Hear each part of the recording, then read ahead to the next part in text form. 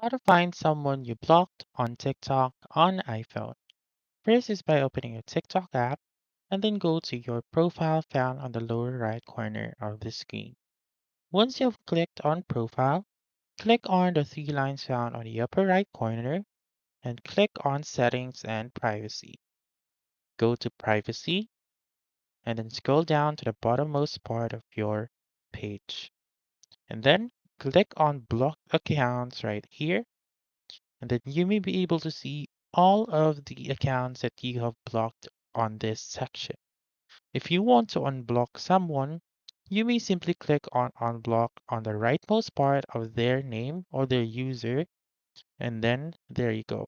A pop-up will appear and will say that you have unblocked that user.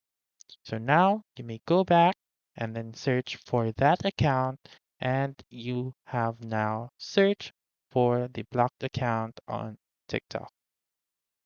So that's all for this video. Let me know in the comments section if this works out for you. For more helpful tutorials like this, please subscribe to our channel and don't forget to click that notification bell. Thank you for watching and have a wonderful day.